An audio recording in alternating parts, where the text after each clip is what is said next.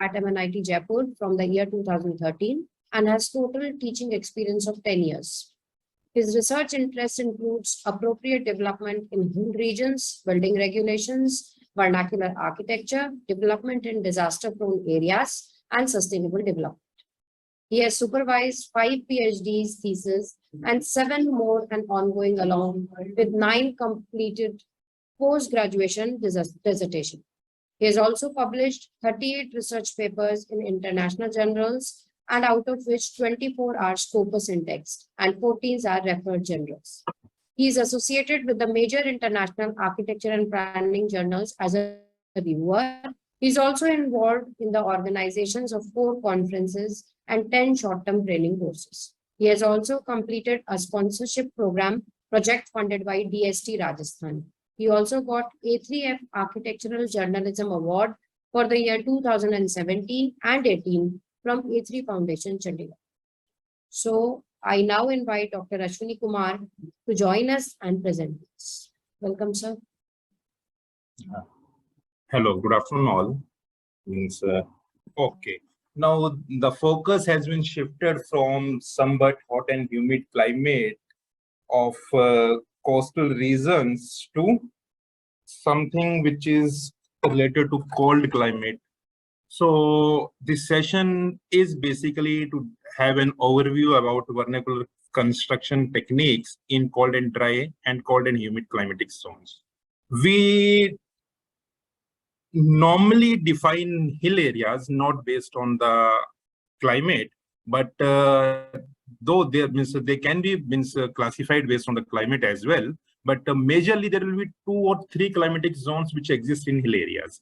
One is which is near to plains is the composite one. Then we will have an area which will have which will experience all both the things rainfall as well as snowfall also, and that is the reason which will be there under the cold and humid climatic zones. And the area where the rainfall is very sparse and whatever the precipitation that we will have is in the form of what you can say snow, is the one which will be there in the category of cold and dry climatic region. So basically the overall this presentation, it will have 3-4 main components.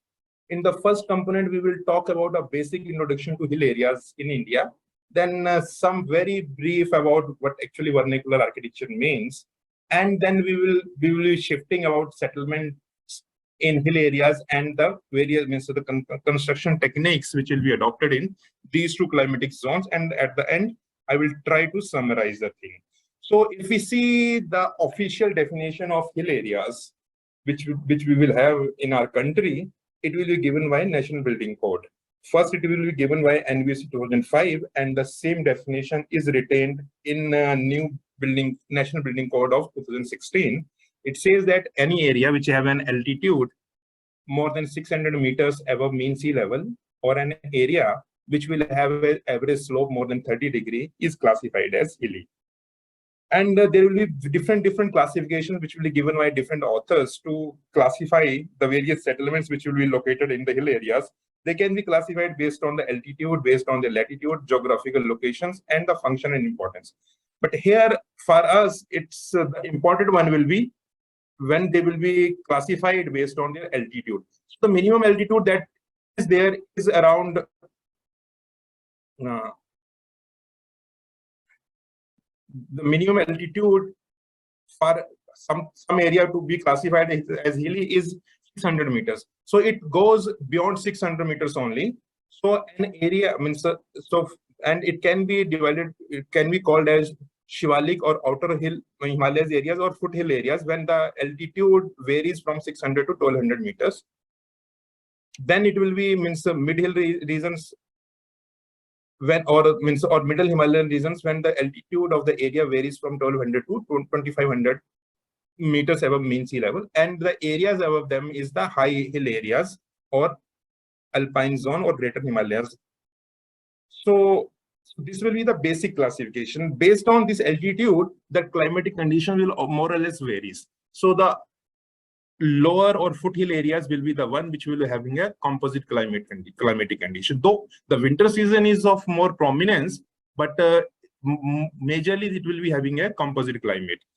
The middle one will be the middle Himalayan region will be the one which will be having cold and humid climatic region, and the alpine zone or higher Himalayan regions will be the one which will be having cold and dry climatic zones.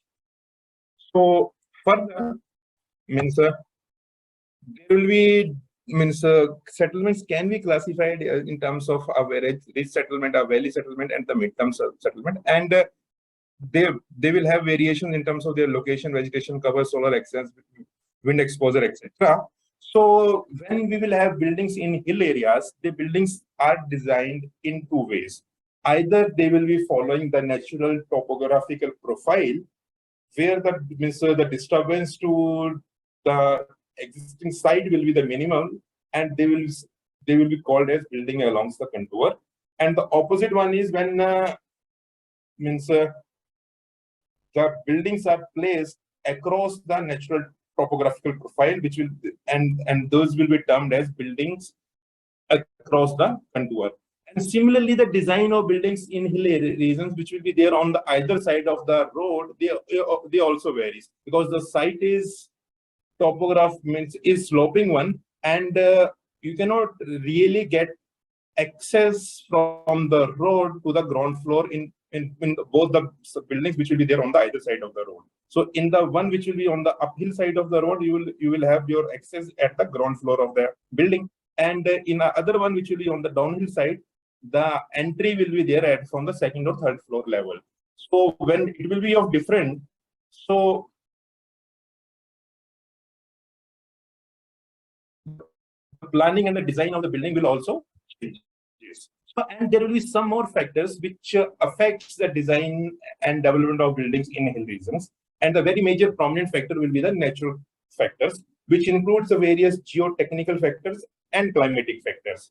As we all know, the vernacular architecture is the one which will be what you can say a response of human beings or the local residents to the various geo-environmental conditions which will be available in a particular area for the development. So these factors, they affects the vernacular architecture of the place in a large way. So these factors will include topography, geology, soil type, proneness to natural hazards, hydrology, and existing vegetation cover, and the different climatic factors like microclimate and micro.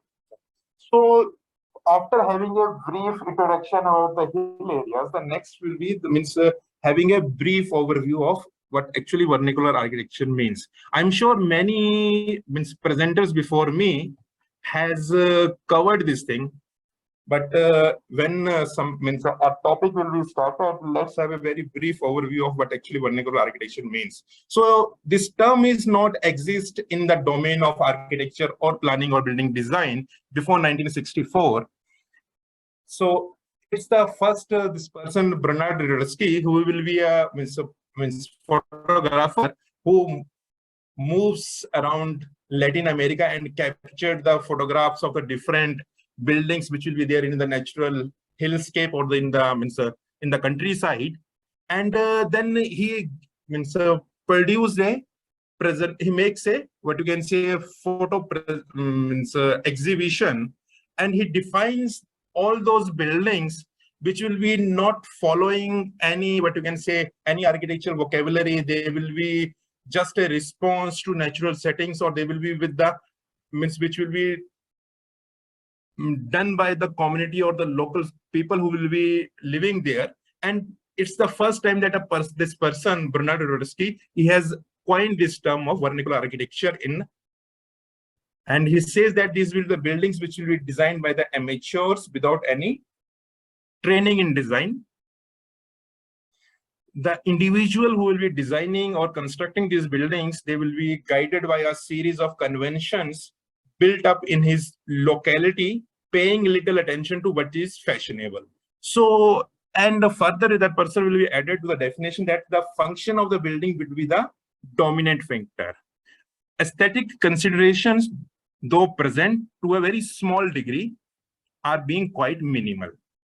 So that means the functional aspect of the building will be the prima facie the main thing, and the aesthetic consideration or the resultant means, so what you can say, form or the facades that we will be getting in the tradition in the vernacular houses is the secondary thing, and it will, and at some places some care will be taken to them, and mostly it will be the response of the way the material will be used, means so local materials will be used in these buildings. So, and there will be a few more definitions which will be important to understand. The first one is, and the other one is its vernacular architecture is an architectural style that is designed based on local needs, local availability of construction materials, and it reflects the local traditions of that particular society or community where it will be. And vernacular architecture does not, what you can say, use formally schooled architect, but it relies on the design skill and the tradition of local builders, which has been transferred from one generation to another without having much of written evidences of that. It's the verbal transfer of the skill from one generation to another.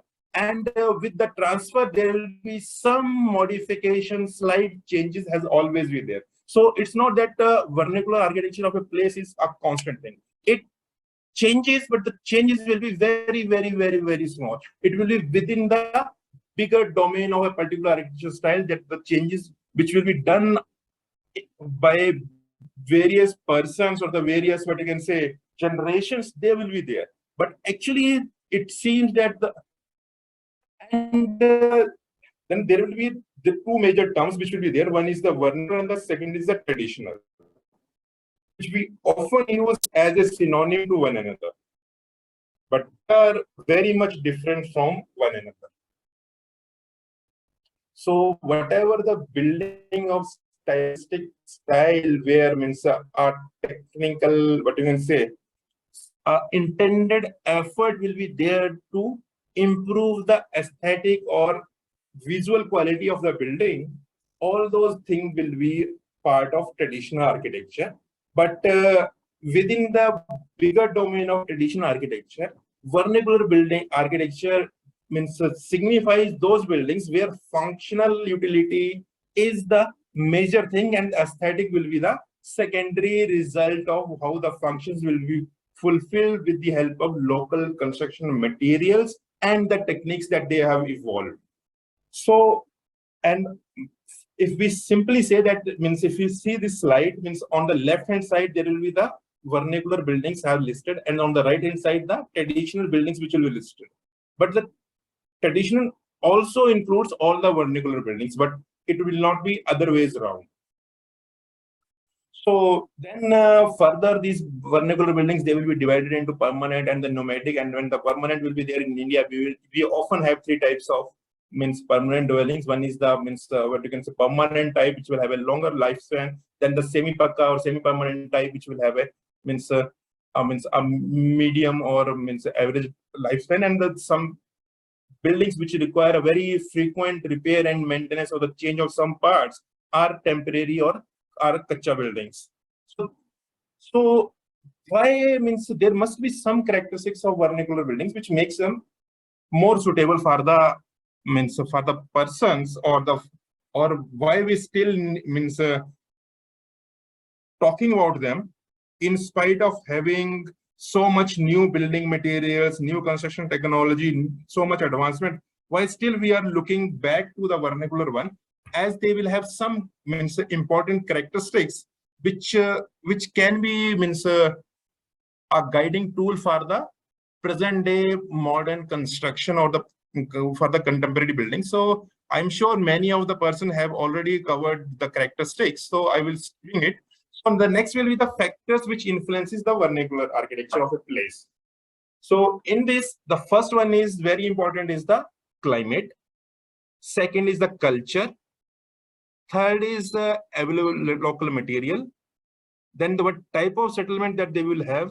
Then what construction techniques that they have been evolved, and what type of acceptance to that particular typology that people will have is important factors which influences the vernacular style of a place. Now, when climate is one of the major modifier or the factor which influences the vernacular style, this slide is showcasing the different building typologies which will be evolved in different parts of the country, which will have a different climatic region. So here we will have majorly 6 major climatic conditions that we will have. Normally, right, means the latest classification which will be given in ECBC, they what you can say, they combine the cold and sunny and the cold and cloudy climatic regions into one, and they say it's a cold climatic region. But being a architect and some person who will be somewhat familiar with the vernacular style, the style of these two categories will be very much different, and the building interventions which require are also very much different. So now the next will be what will be the salient characteristics of the traditional or vernacular settlements, which will be there in hill regions, which are important for us to understand before going into the detail of individual construction typologies. The very first thing is about the selection of the site. These settlements are usually developed on relatively flatter terrain than surrounding areas, which are considered to be more stable and less prone to natural hazards like landslides and cloudburst. So hill areas, as all of you might have known, that hill areas are prone to multiple natural disasters. Earthquake is the one, landslide is the another, floods will be there, cloudburst will be there. So there will be avalanche, there will be blizzard, there will be others also. So and the wildfire, of course. So there will be different natural disasters to which the hill areas are, what you can say, are prone to. So the site which is selected for the development of a village or hamlet or any settlement is so chosen that it will have relatively flatter ground than the surrounding areas, so that as it will having a relatively less slope or less gradient, it will be considered more safer as far as its proneness to natural hazards will be concerned. And as it is in the northern part of the country and above the line of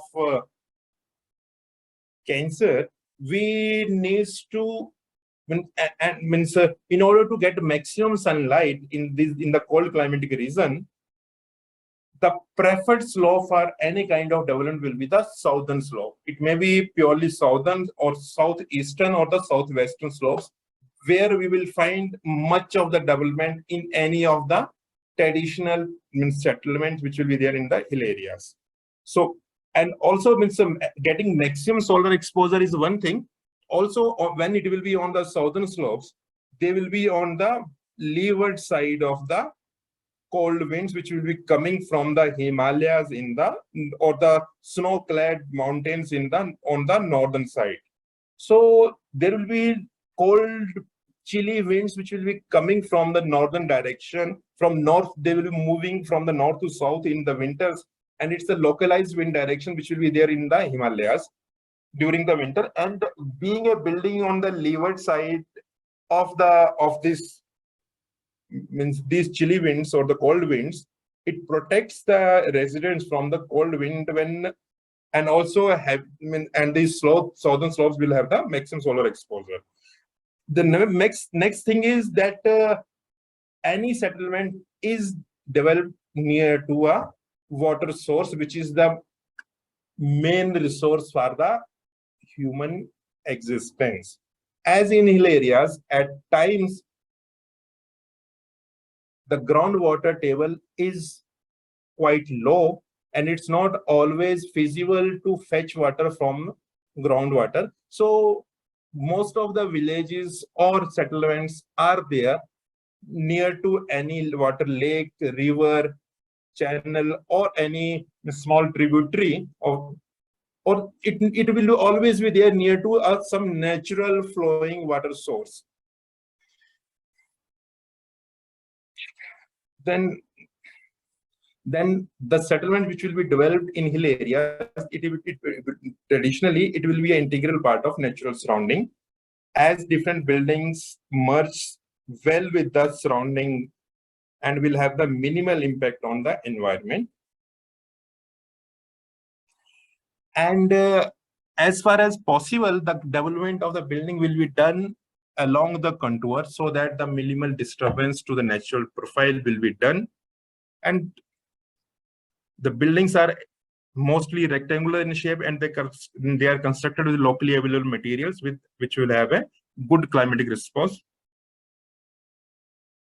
So after this, after seeing some of the basic characteristics of the settlements which will be there in hill areas, next we will be talking about the various construction practices which will be developed in cold and cloudy or cold and humid climatic zone, which is actually the mid-hill regions of the Indian Himalayas. So it's the region where most of the famous, what you can say, hill stations of the North India has been situated. If we started talking about from the extreme north, Srinagar, Shimla, Dalhousie, Nainital, Mussoorie, all these major hill towns or hill stations of North India, they are located in this mid-hill region, which will be experiencing snowfall for some period of the year, and there will be a good amount of rainfall is there, and the overall the climate is cold climatic climate. So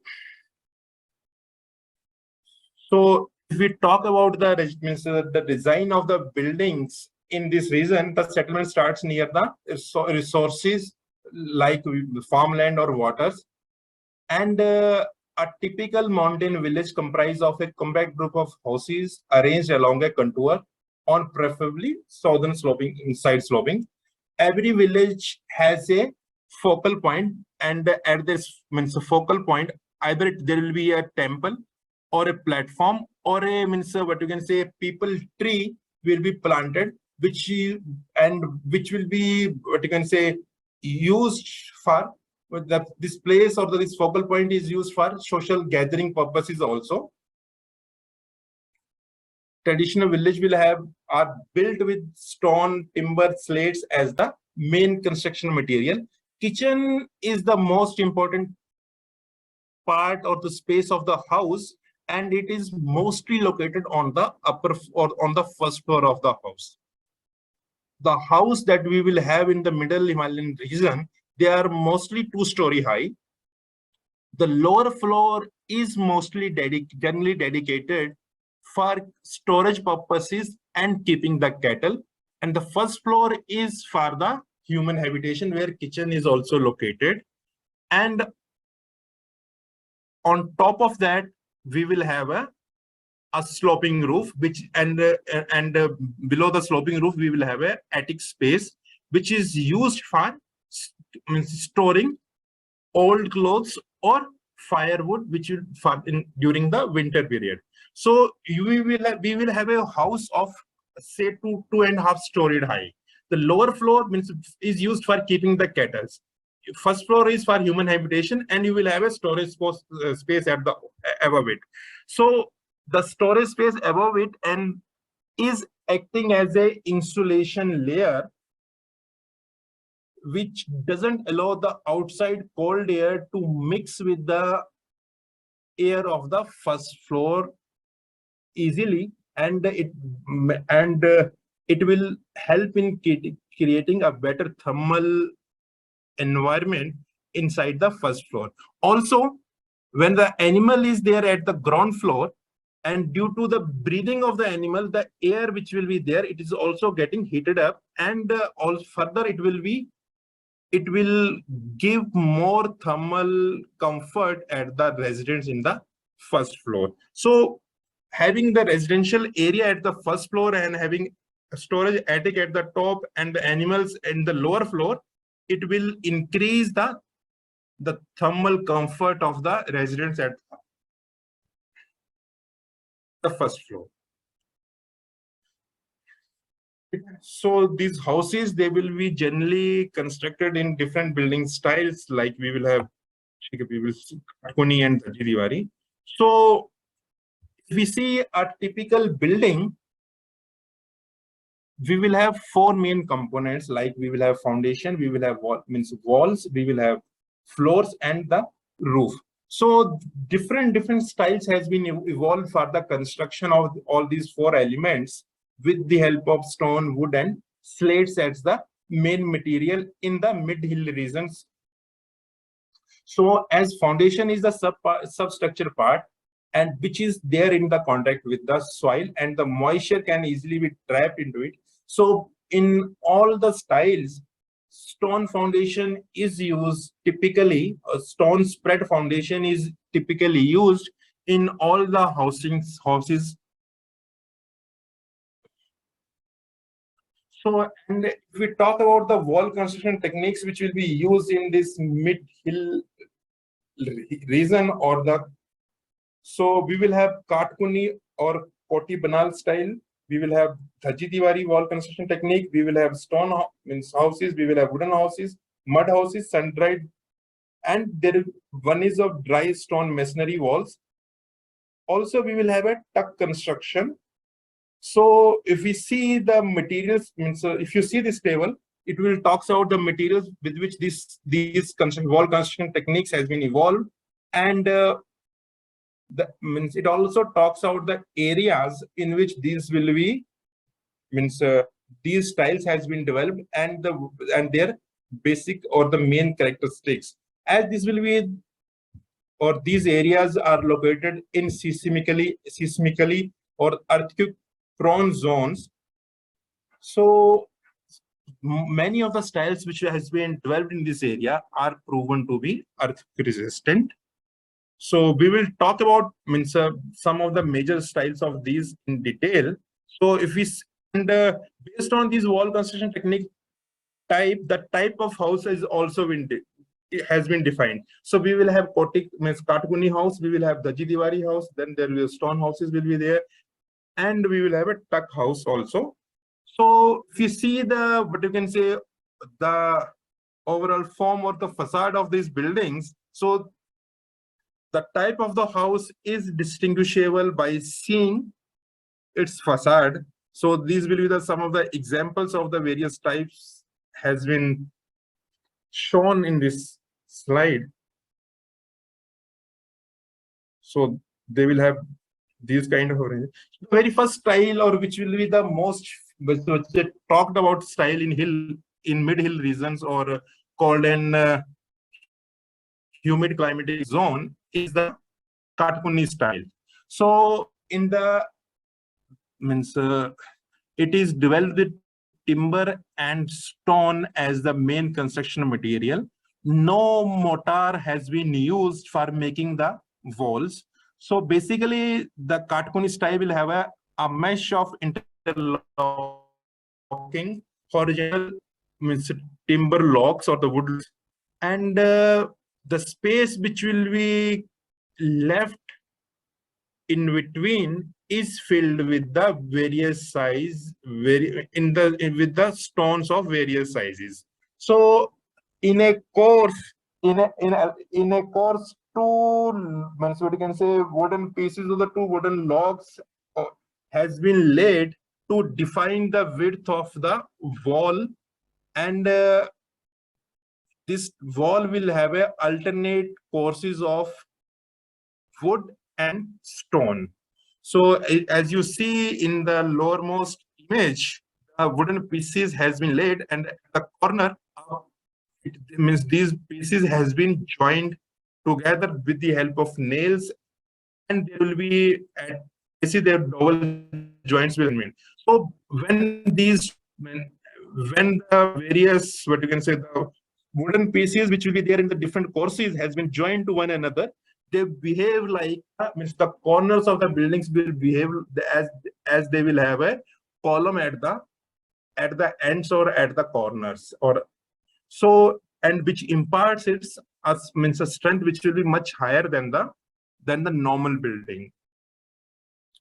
So it may happen that when there will be an earthquake, when building shakes, it may happen that some part or some stone of the building will come out, and which can easily be hammered back to its original location. So while at the time of construction, it will look something like this. So the two horizontal wooden members are joined with each other with the help of a dowel, and they will be connected with each other from at the corner with the help of different wooden nails that will be applied, so that all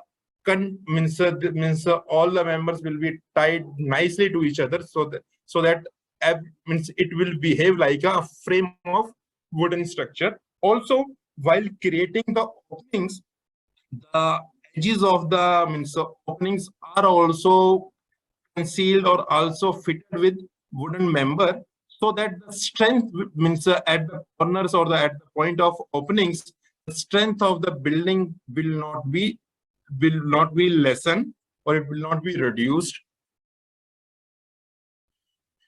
So it will be something, if we see, it will look like something like this. The alternative courses will be appearing like this. So the width of wall is more. It will be around 2 feet to 2 feet 6 inches. So when you will have such a big thick wall, and due to the thickness of the material, the insulation has been improved, and and which will give a good living or thermally comfortable environment inside. So these will be some more sketches or the images of how the construction of the Ashwani style will be done. So these will be the, what you can say, wooden nails which ties the wooden pieces in the alternate courses, and which provide, due to this connection only, it will behave like a single frame structure.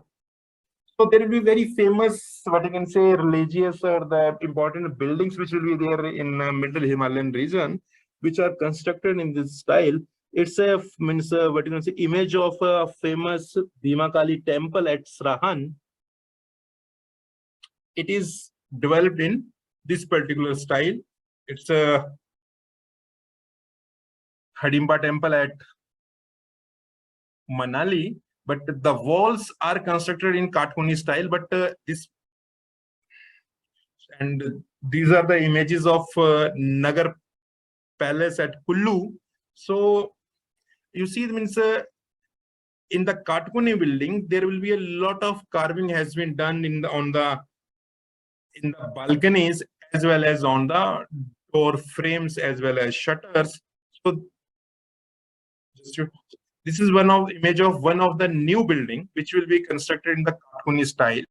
So normally the plan of the house that we will have is rectangular, and it will have extended floors at the upper story level. So if it may be that the upper floor is extended at the fourth floor or the fifth floor level, or there will be more than one floors which will be extended.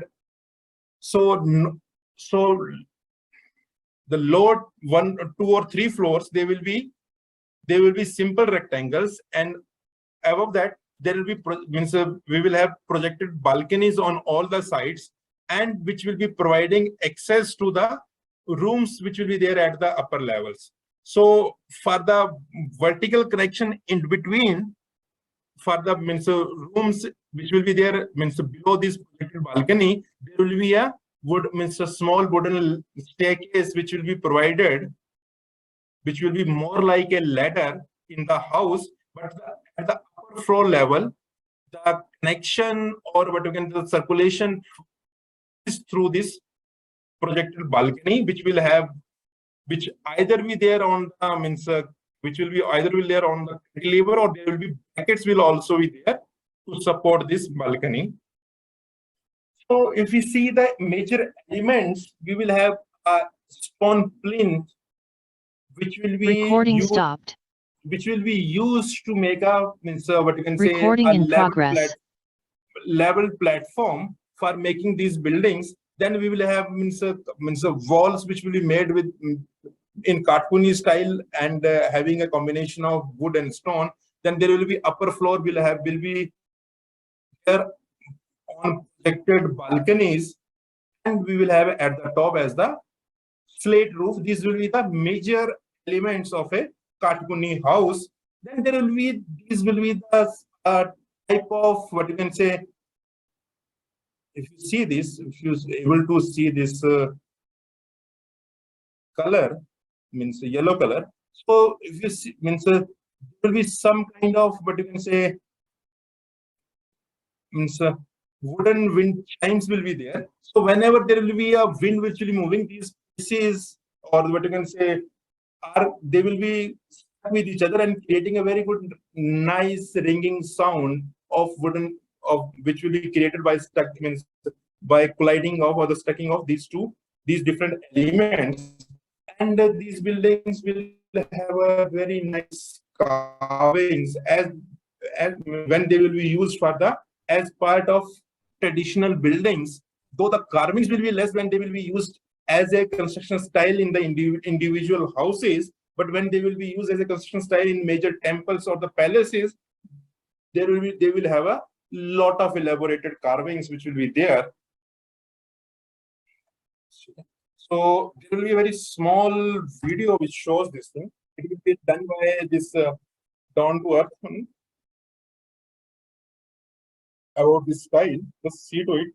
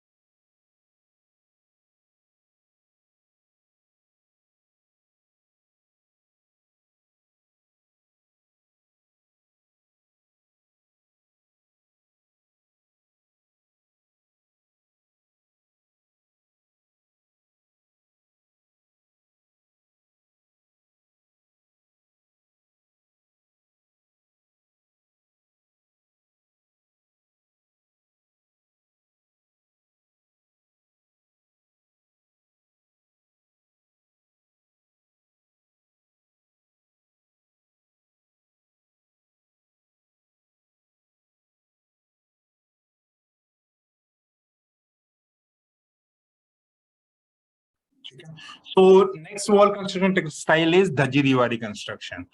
So in a Dhaji wall construction means it will have the house will have a overall frame of horizontal, vertical, and cross braced elements of wood, and whatever the space which will be left after creating this framework or the skeleton of wood, that space is filled either with mud bricks, burnt bricks, or the stone masonry. And this infill material will be decided about by the owner based on its economic condition or its affordability. So the main thing is that this structure will have vertical post of wood, the horizontal wooden members at various levels, and there will be different cross bracings of wooden members will be there. So it's a overall three-dimensional frame of wood, which will be the main structural element, and the gaps which will be left in afterwards is filled with any of the available material based on the choice and the economic condition of the owner. So normally the Dhaji Diwar construction tradition means conventionally will be used to construct the upper floor of the house. So we will have the ground floor, which will be constructed either in the stone masonry or in any other style. The upper stories of the house will be constructed in Dhaji Diwar construction. So, and in this case, the width of the wall varies from 4 inches to 9 inches only. So it's one of the style which will be having less thickness of wall, as the width of the wall will be governed by the cross section of the wooden member which will be used. But this style, due to as it will be having a, what you can say, a proper frame of wood as the main means a structural load taking element, so it will be having good response to earthquakes. So you will see that in this image, the infill will be done with different material. At some places, it will be with the stone and the mud mortar. Other places, it will be with the burnt bricks. So, and there will be important buildings which will be there in Himachal as well in Kashmir, which will have their means first floor or the higher stories made with Dhaji Diwari style, and the lower floor will be either in the Katpuni or in the stone wall construction style. And there will be few which will have it from the starting itself. So there will be a small shake table test has been done to check the seismic response of Dhaji Diwari construction. So I got this video. Just have a look. It's a very small video of 20 seconds only. Just see how the during an earthquake, how the buildings will shake and what will happen to the infill panel.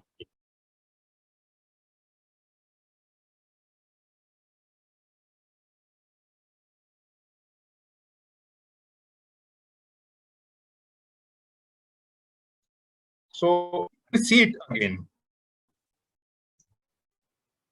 It's a very small one.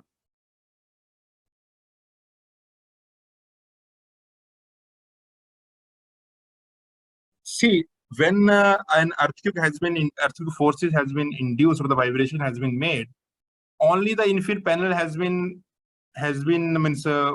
fallen, or infill material has been fallen, so which can easily be replaced, and it is not harmful, or it will not be what we can say causing any loss of life to the persons who will be living.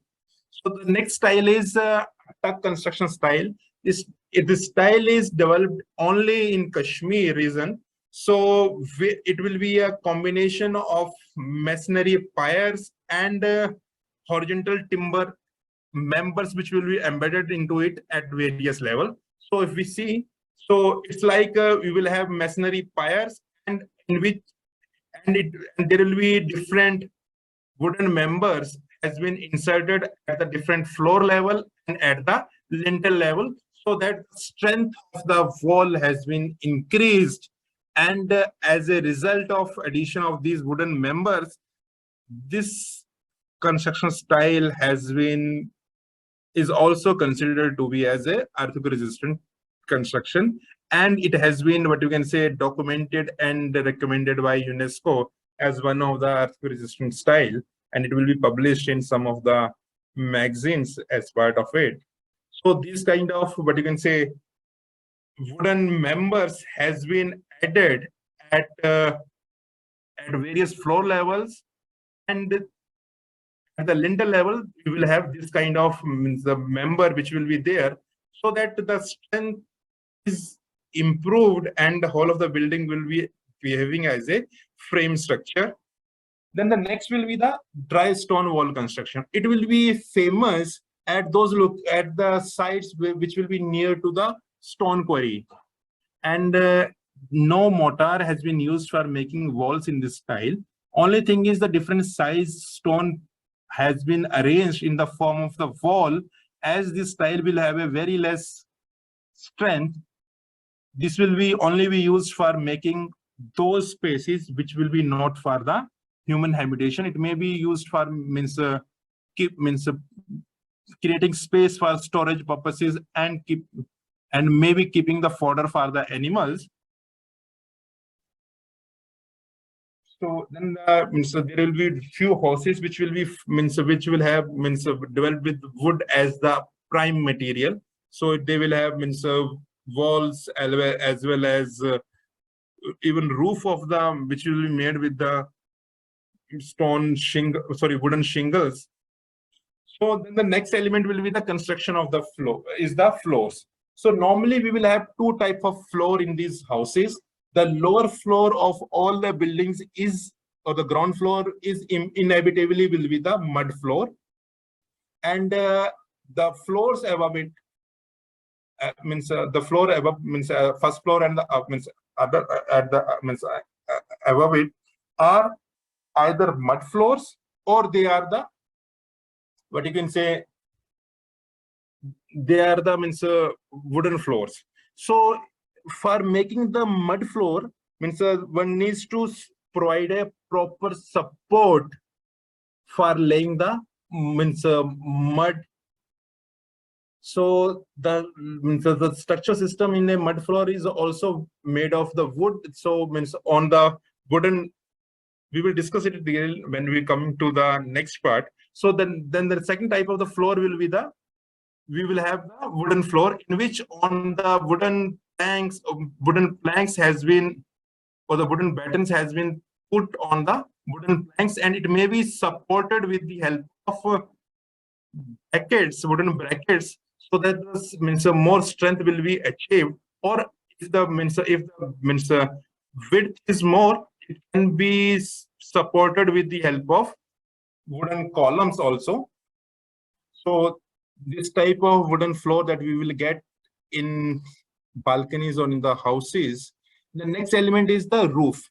So roof will have two elements. One is the roof structure and the roof covering. Generally, in most of the houses in mid-Himalayan regions, as slates are available, available locally, slates are used for roof covering material. But if the affordability of the owner is less, so in place of the slate, that person may go for a thatched roof also.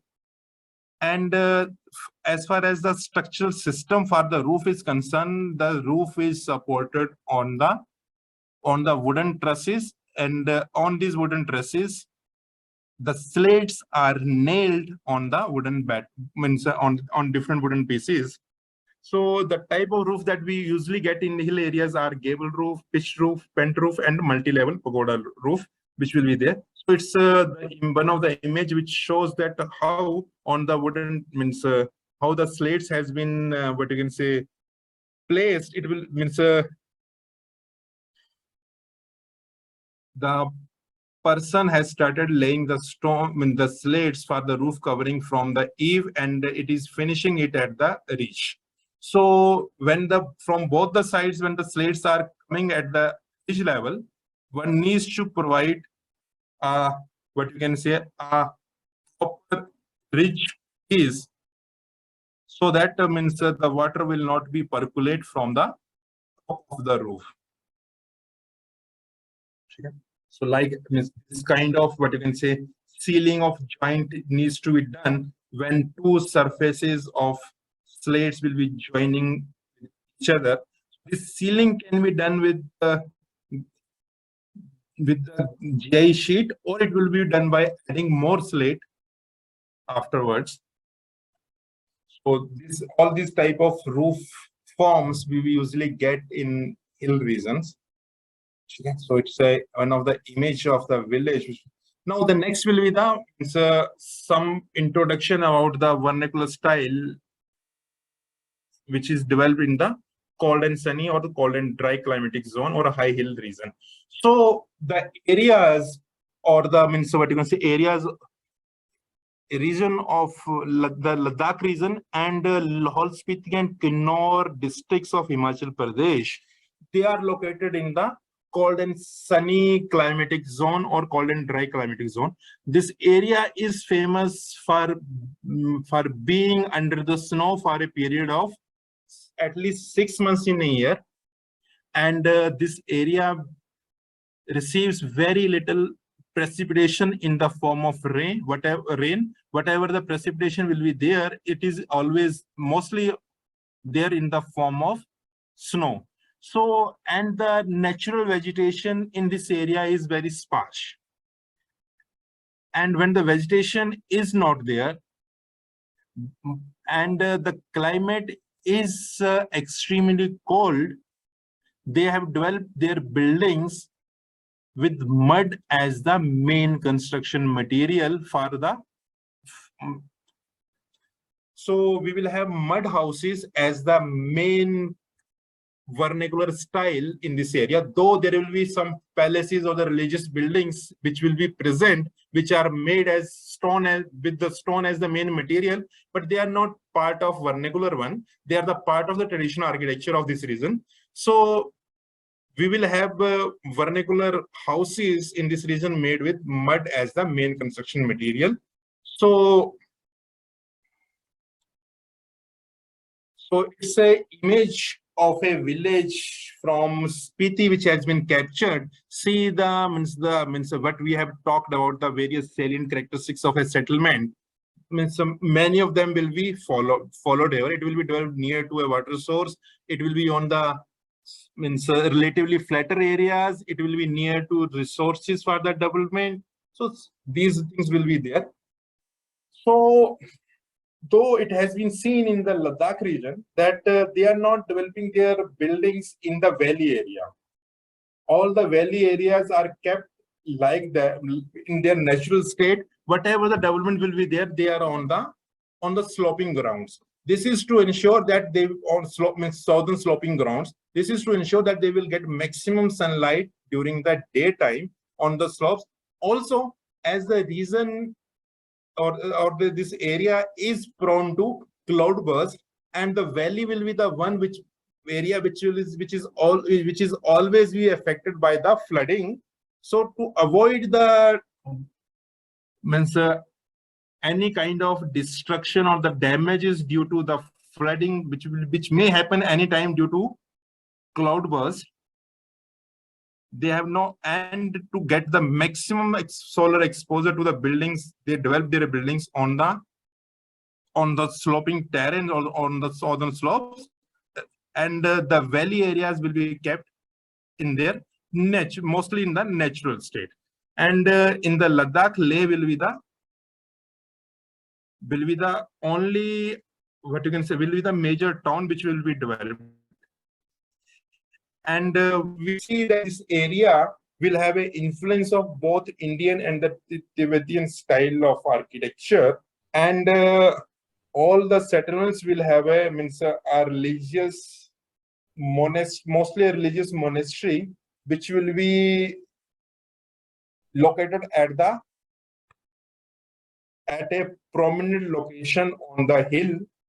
And Buddhist whale with two dragons is the common element in all the building styles. So it's an image of what you can say Leh market, which will be there, and these will be the images of some of the houses which has been developed in this region. So when we design a house in cold and sunny or the cold and dry climatic zone, our strategies is to resist heat loss, which can be done by decreasing the exposed surface area, increasing thermal resistance, increasing thermal lag, increasing buffer spaces, and promoting heat gain by reducing shading, utilizing heat from appliances, and trapping heat. So in order to having decreased exposed area, either one needs to go for those building forms or shapes which will have maximum, what you can say, area covered with minimum circumference, and that is the circle. But and the next to circle will be the square. Is the building form is a form which will have maximum area covered with the minimum of circumference. So we will find that the houses over there, they are not elongated one. They are in a proportion which is near to the squarish building form. Then they need to increase thermal resistance and increase thermal capacity. It will be done by having thick walls and a more of insulation layer of in the form of mud roof. And then they will be having strategies for promoting heat gain, which will be then done by using different passive measures. So if we talk about the spatial layout, normally the traditional or the vernacular houses in this region, they will be 2 to 3 story high. They are mostly east facing or south facing.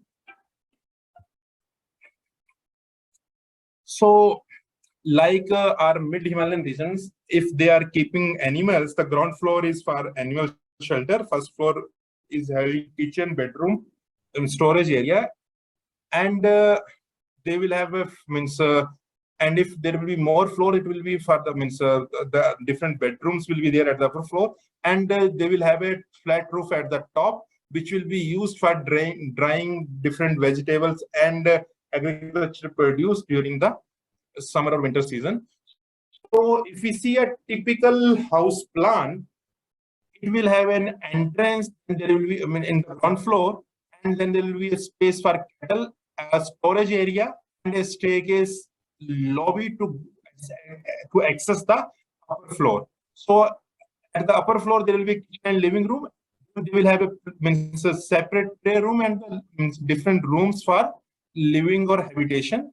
So it's a example or the case study that I have borrowed from a paper which is presented last year in a conference. So it talks about a house in Pheang village in Ladakh, and it's a G plus 2-storied high house which will be made with mud as the main construction material. So just see to its, and the profile of the house is somewhat near to the squarish in shape, so that they will have maximum area covered with the minimal circumference. So these will be some of the drawings. So if we talk about the construction techniques, the houses are made entirely with mud as the main material, and they will have a timber which will be used for windows and for supporting the roof structures. The ceiling height is low, so that they will have less space for heating and it helps in the insulation in a better way. The sill and jambs of the windows, they are articulated by the plaster bands and often colored in red and black. So if we see the foundation, they try to have a foundation made with stone as a construction material, because whether it will be a snowfall or any kind of rainfall, when the snow melts also, there will be a tendency that the foundation will get moisture, will receive moisture, and it may lose its strength. So whatever the foundation that they will be laying, it will be with the stone as the main construction material. And after that, the walls will be made with mostly with the sun-dried bricks. So the bricks, they have been made of the size of 300 mm by 150 by 150 mm. And the thickness of the wall varies from 1 feet to 2 feet. So, and their walls, they are not mostly perpendicular to the ground. They will be having more cross section at the base, and as they will be as the height will be going above, their cross section will be decreased. So the walls will be made with sun-dried bricks. They will be rammed earth panels, and they are not perpendicular. They are tapered, having the thick at the bottom and slanting towards the top.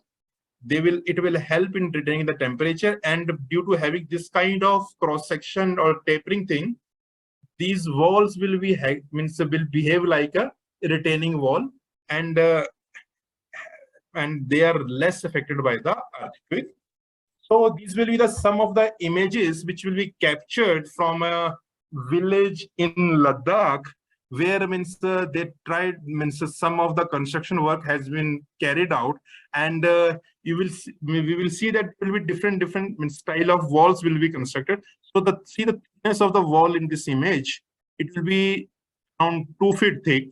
In the another one, they will be creating a cavity in between the two, in between the wall, so that which will act as a air cavity and improves the insulation inside.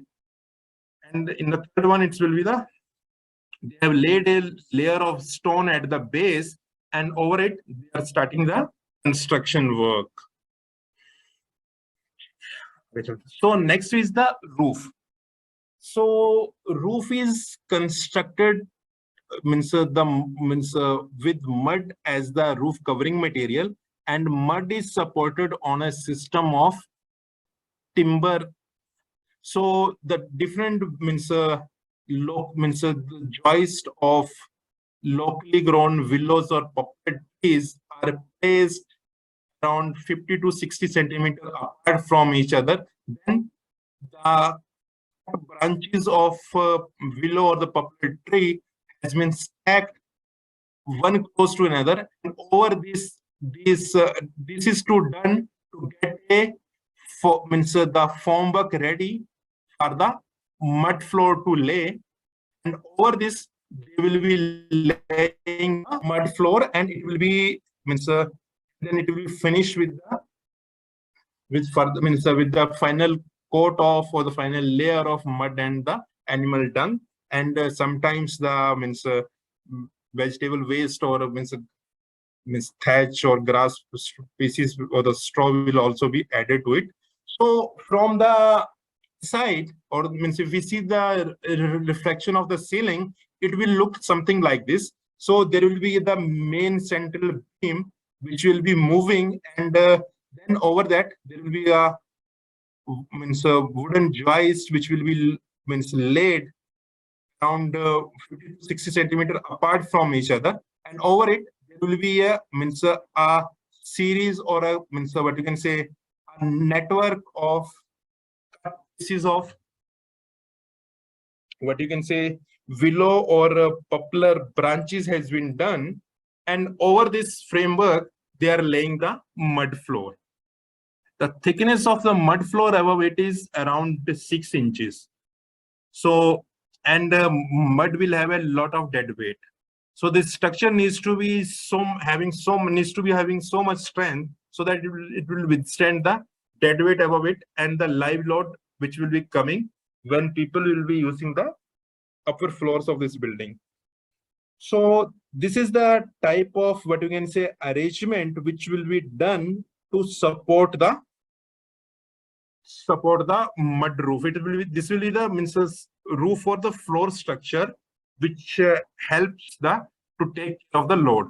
So, but what you can say in general, the distance between these two joists is governed by the length of these cut pieces of willow which will be available locally, and they will be cut in the depth of around 2 feet, or in the thickness of, in a length of 2 feet. So, and according to that, these joists, they will be placed and the mud floor will be made. So roofs are normally flat. They are mud finished. They are flat as there will not be much of rainfall. So snowfall is there, which means when snowfall will be happening, the local resident has to remove the snow from the roof of the house very frequently. It means the removal will be there in after 3 or 4 hours when snowfall is happening. Otherwise, means the dead weight will be increasing, and it may result into the failure of the roof as well. And in the dry, sunny days, these flat roofs are used for drying vegetables and fruits. So it's a image of Leh town. You will see them in the type of the houses and the flat roofs that they will have traditionally, and there will be you may also notice that there will be some new type of buildings or the roof profiles has been coming up, which will be drastically different from what we will have in the traditional one. So traditionally, the size of opening is small. This is to reduce the heat loss, and the no opening is to provided towards the north direction. The entrance door will have a high threshold. This is help to cope with the snowfall, and there will be ornamentation which will be done on the carvings at the lintel and at the sill level. So if you see this image, the openings, they will be of small in size. They are highly decorated and painted with bright colors. And you might have noticed that at the lintel level, this red colored thing, it's a very interesting feature that we will see. It will be at the parapet level as well as the lintel level. So, and what you can say, the lintel of the openings is decorated in this traditional with this kind of traditional element. It's what you can say, it will be made by the carpenters at their respective locations. The owner only has to tell the person about the size of the opening, and this space is readily available. It will be fixed. It will be fixed at the lintel level to give a traditional look to the opening. So it's a fascia of the lintel which will be made by the carpenters or the craftsmen, and it will be they will be take it from their shops or from their workshops, and they will be fixing it to give a or to reflect the tradition that they will have in the houses. So and the walls are plastered with lime so that it will to create a gem-free environment, and it helps in retaining the temperature. The furniture in the house is the minimal one. It will be wooden, and they will keep it decorated. Means it will be a highly decorated one. Every house will have having a what you can say a utensil cabinet in their living room, which showcases the important belongings that they will have in their house. Whatever the important bronze, silver utensils that they will own from different generations. They will showcase to the guests who will be coming to their house as part of their display cabinet located in the living area of the house. So, and every house will have this special instrument which is known as the tea mixing, which is used for mixing the tea. So the tea is mixed is poured, or the tea leaves is poured with the milk and water in this, and it has been mixed by having this kind of action. It's a tea mixing instrument which that every house will own, and it will be there from the generation. Then it will be put for cooking purposes. And one of the latest addition to these houses will be the waterless composite toilets that will be there. So it will be something like that. It will be having a place for keeping the toilet paper roll, and a bucket or dustbin for when storing the waste paper.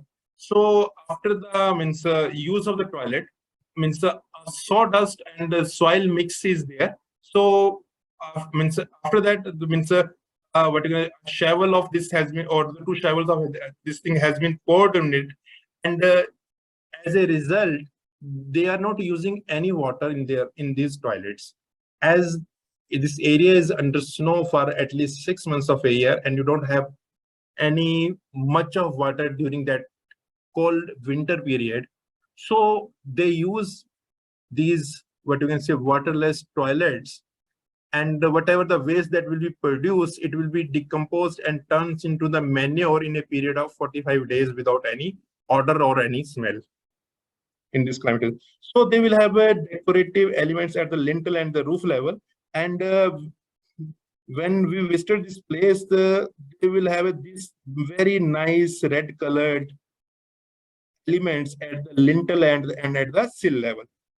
These are nothing but a combination or stacking of waste pieces of willow or poplar branches. They have stacked it one over another to form the thickness of lintel and to form the parapet of the roof, and then it will be colored with red color, and it will be looking very nice, giving a very good textured lintel and parapet thing. Just a stacking of different elements or different, what you can say, cut pieces of branches will give a very nice element. So as this area is barren, it's a kind of cold desert. No much natural vegetation is present. So from where the timber is, they got timber for the construction purposes. So they used to cultivate timber for making their houses. So like we cultivate wheat, rice, and other things, they plant trees and they cut it after a period of some time, and they season it naturally, and they sell it for the building construction purposes. So people used to plant poplar and willow trees in their fields or the land that they belong to. And after a period of say 8 to 10 years, when the poplar tree is ready, they cut it, they allow it to season naturally. The seasoning will be done for the branches also, and for the means the trunk that they will be getting, and these all things will be used for the construction purposes. So these trunks will be used for making the major structure system of the roof, and over that they are putting the stacking of these branches, and over the stacking or the framework of these branches, they will, means the mud is laid in the rooms. So then there will be, with time, there will be some transformations which has been happening to these buildings. People started experimenting their own. So at some buildings, it will be happen that in place of, because mud plaster is the one which require frequent removal or a frequency replacement. So it has been noticed in some of the buildings that in place of having mud mortar, people are trying having a finish of cement mortar. And in place of having any other wooden beam as a lintel, they will be providing a lintel beam of the openings. Similarly, it has been noticed in a building that in order to improve the strength of the corners, in place of having mud brick, they were using the concrete blocks as the at the end of the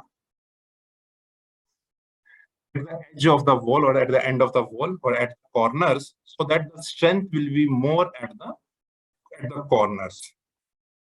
So then here, in place of having mud bricks, they are using stones in mud mortar for making a house. Here also they have been changed. So, and similarly, it has been noticed that in order to improve the moisture property, or the what you can say, their resistance of the roof from the moisture, people try to put GI sheets above the mud floor.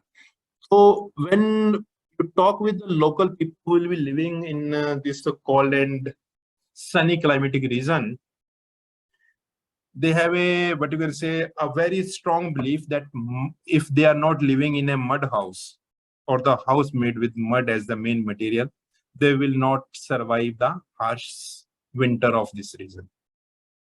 So, but at the same time, in order to, what you can say, get rid with the issues or the challenges of the mud house, they try to utilize a combination of new contemporary material, so that the problem of frequent repair and maintenance will not be there in the houses. So the transformations has been done in this area, but they are not so absurd that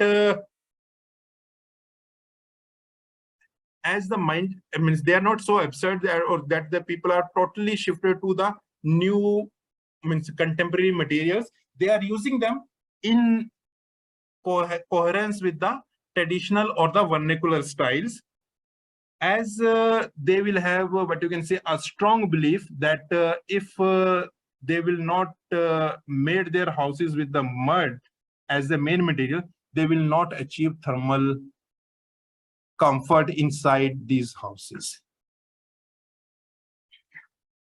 So I think this is all that I will have on construction techniques in cold and humid and cold and dry climatic zones. So I will stop here. In your presentation also, we have seen Markalak clay, which has been written as a waterproof layering. Markalak clay, waterproof layering, covering has been done. So we need to know more about it. I think he was writing about clay and not mud. Markalak clay in waterproofing in Ladakh. Yeah.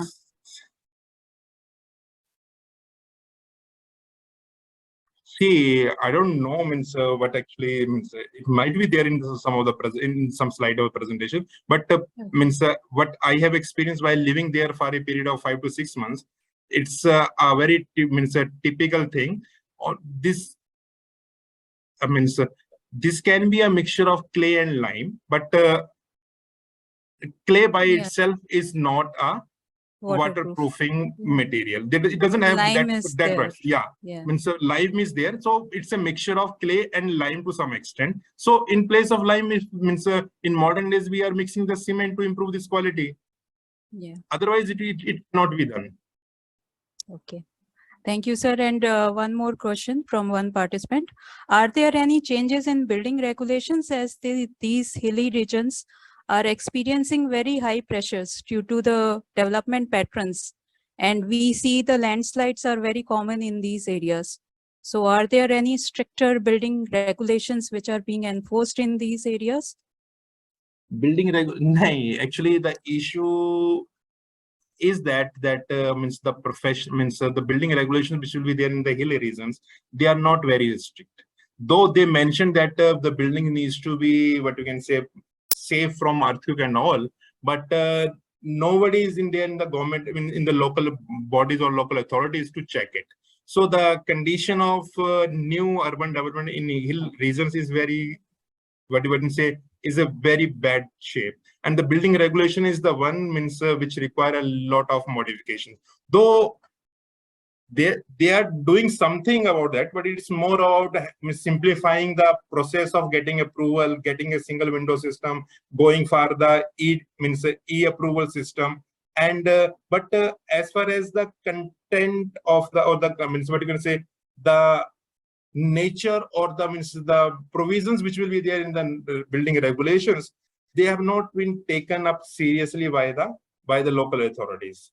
Though it will be the same as it is there in the Delhi or any other towns of India.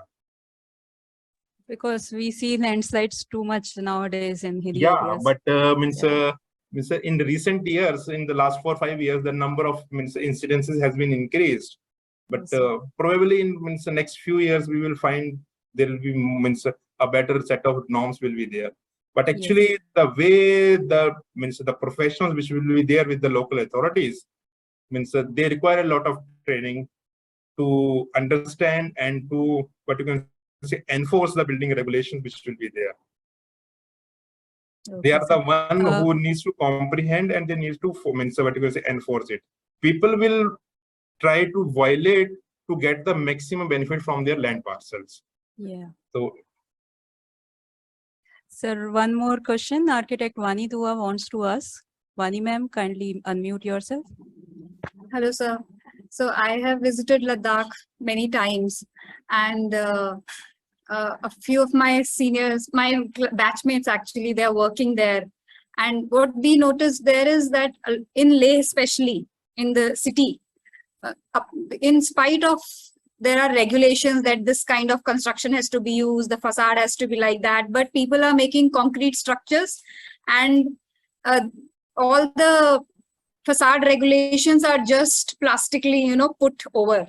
They are not actually the structural members anymore.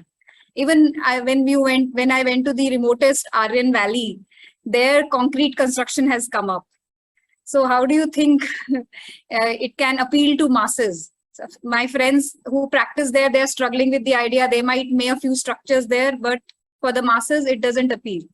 see, the thing is, if a person will have a affordability or good economic condition, how can you deprive a person from having a benefit of a concrete house? It's in the mindset of in the people that they feel that a concrete house is more stable, more safe, more structurally sound. But isn't it the opposite? Yeah, it is. That in that zone. But it is the impression of a common person. It's the professionals who will be saying that it's other way around. But the general impression with the public is with the masses is other ways around. When they say that concrete means it's more stable, more safe from natural hazards and all. Though there will be many challenges that they himself admit and they will face it. But the real solution is having a mix of both the things, where the benefits of the concrete one can use and the benefit of the traditional one will also be there. So a hybrid model, not going to fully to the modern one, but also integrating some of the things of the traditional style or the vernacular style. Unfortunately, in India, the type of house that we own, it is linked with our economic status or our social stature. So nobody wants that's to the show. aspirational value Yeah, people it's hold. yeah. Yes. So nobody wants to hold or own a house which will be looking aesthetically less, what you can say, aesthetically less appealing as compared to other house, and will have less of what you can say services or facilities which a modern day house will be having. So who wants to spend money in that? So that is a sad story in the vernacular one. So, but the thing is, it's always not good, or we cannot replicate the vernacular style in present context. But the real challenge is to learn important lessons from them and implement them in solving the problem of present day problem, while mixing or while making a hybrid model with the present day contemporary construction techniques and the materials. Thank you, sir. I have a question, Ashwani sir. While looking at these techniques, we have been aware of Katkuni and the traditional construction techniques in the hills. They seem to be too far refined to be falling in the category of general or mass housing or vernacular. I personally feel that when I look at this technique, it requires about 2 seasons to make a house in Katkuni or or Dhaji Diwari, because the technique requires too much of dressing of stone and shaving of woods and maybe wind seasoning or something like that. And then so it is not. It is a solution which can be provided as a housing by people for themselves over a period of time. So it requires a lot of planning. So by the category of housing for people, is there any other house form which is generally acceptable? Like when you see in Leh, so a lot of mud housing is there, without these two traditional construction techniques, which is still prevalent in Leh. So similarly in hills, is there any other prevalent vernacular, or is it that we start the vernacular definition from these two templates itself? Sir, means it's not that all the houses will be with the Katkuni style and Right. Yeah, but the mud houses will be also be there, the stone houses will be there. But when you see the larger picture of these areas, the right, important one that people pick is those which will have a better response to the earthquake forces and which will be of more importance. right. I get your So point. then these two will be qualifies as the one of the main one. Otherwise, there will be houses with mud as the main material and the stone as the main material. Correct. Yes. They are also be there, which Yes, can yes, be a solution to the mass immediate housing. mass housing. So basically vernacular also has those typologies which are still not refined by the use of structured sections of wood being used, Yeah. like in the Kerala housing. So the mass coastal housing which was being discussed in vernacular, the next step would be a structured use of wood and timber to make a house form down south on the coastal region. So I understand. Thank you so much for this clarification, sir. Thank you, sir. Sir, architect Geeta wants to ask, are the structures made with modern materials? They are able to give thermal comfort similar to the traditional materials in Ladakh? No, without having any other mechanical means, they will not. But if you will means people will be employing some kind of passive measures like trom wall, sunshades, and having mechanical systems in place, then only it will be possible. Because there will be few organizations like one which will be owned by Sonam Wanchok, which with the name of Himalayan Institute of Alternatives in Ladakh. So they are trying with some other material, like they are using compressed brick, and they will be using what you can say concrete blocks as well. But they are using trom wall and solarium to get the more sunlight as compared to the conventional houses. If some passive measures and some type of active heating measures will be added, then only it will be possible. Otherwise, without them, it's not possible. Reshma wants to ask, sir, as you have shown composite wall in cold region with stone and timber, does timber need any treatment prior to resist with termites? Otherwise, the framework will become weak. See, termite treatment conventionally not to be done in vernacular houses. It will be the proper seasoning for at least one full year is there. The wood is the one which will be chosen is the mature trees, which itself have a better termite resistant qualities, and it will be seasoned naturally for a longer period. Otherwise, traditionally no such type of treatments will be possible. Will be present. Nowadays there will be many type of chemical treatments is there, so one can go for that also. But if we talk about something which is 150 years old, at that time, no treatment will be done, as far as my knowledge is concerned about this thing. Yes, sir. Architect Neha wants to ask, sir, why are the houses in Ladakh having flat roof when it snows for almost 6 months of a year? Also, Probably, they have to keep cleaning the snow very frequently. Yeah, probably they doesn't have any other material to do the roof covering, except mud, and they doesn't have a structural system or so much timber. Yeah. But flat roof means sloping roofs are more preferred in those areas which will have a heavy rainfall, not snow.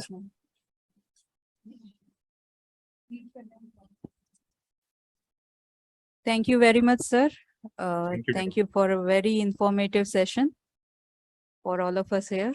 Now, I would like to invite Architect Vani for closing remarks of this session.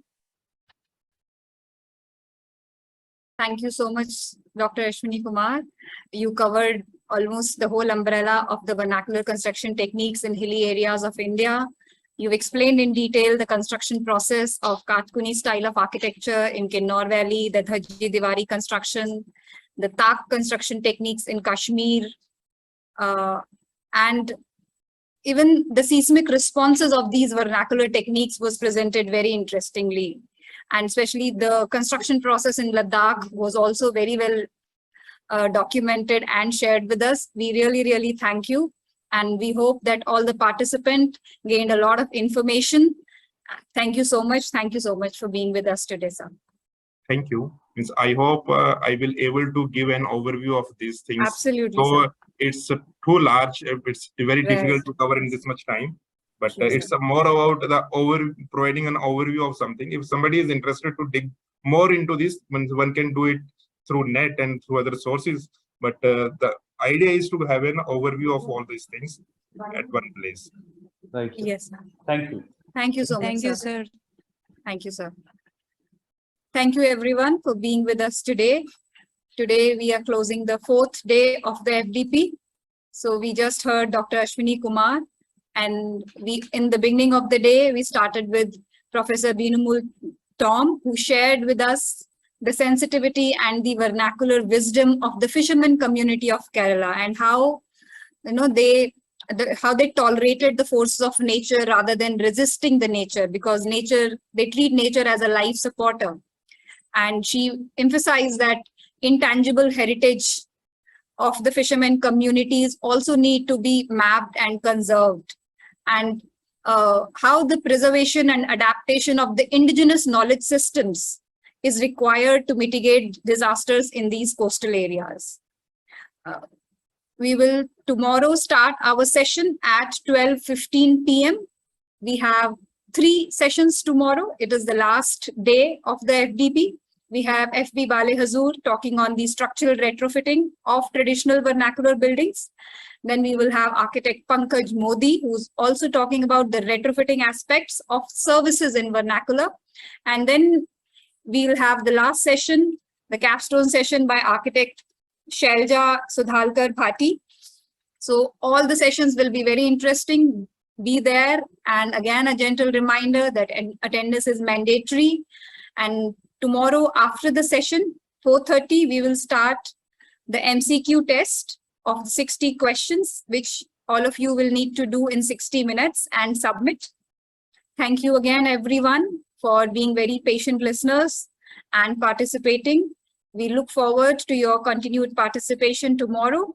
See you all tomorrow afternoon. Do join in 5 minutes prior to the session. We will begin at 12:15 p.m. tomorrow. Have a great evening. Thank you, everyone.